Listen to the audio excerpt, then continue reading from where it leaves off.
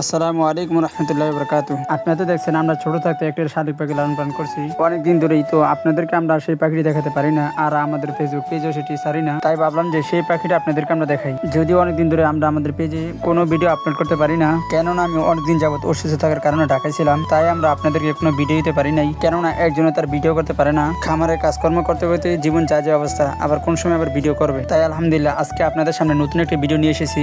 আমরা যে শালিক পাখিটি লালন পালন করি, আল্লাহ তাআলা অশেষ রহমতে সেই শালিক পাখিটি আমাদের শিকারি হয়ে গিয়েছে। দেখতে দেখতে আমাদের ছোট শালিক পাখিটাও অনেক পরিমাণ বড় হয়ে গেছে। সেটা তো আপনারা আমাদের এই ভিডিওটি দেখতে পারতেছেন যে শালিক পাখিটা কতটুকু বড় হয়েছে। আপনারা এখানে আমাদের দুটি শালিক পাখি দেখতে পাইতেছেন। একটা শালিক পাখি আমরা 10 থেকে 15 দিনের মতো নিয়ে আমরা রাখছি, সেটাকেও আমরা ছোট থেকে লালন পালন করতেছি। আলহামদুলিল্লাহ আমরা আশা করি যে সেই পাখিটা আমাদের শিকারি হবে। আমরা এখন যে শালিক পাখির বাচ্চাটা লালন পালন করতেছি, এই শালিক পাখির নাম হচ্ছে ময়না শালিক। আমরা শুরু থেকে এই শালিকের বাচ্চা অনেক পরিমাণ খোঁজাখুঁজি করছি, কিন্তু তখন আমরা পাই নাই। এই শালিক পাখিটা দেখতে অনেক পরিমাণ সুন্দর লাগে, দেখতে হুবহু ময়না পাখির মতনই দেখা যায়। তো আলহামদুলিল্লাহ আমাদের এই শালিকটাও কিছু পরিমাণ উড়াল দিতে পারে। আর আমাদের বড় শালিকটা দেখেন কিভাবে আমাদের সাথে শয়তানি করতেছে।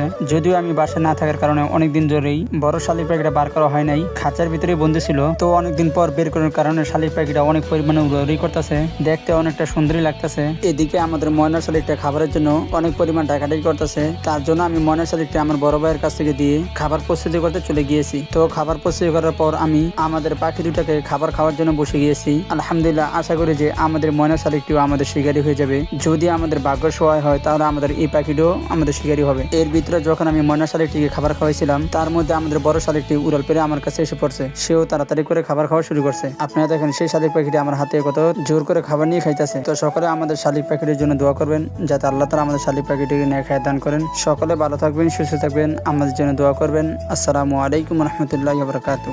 আল্লাহ হাফেজ।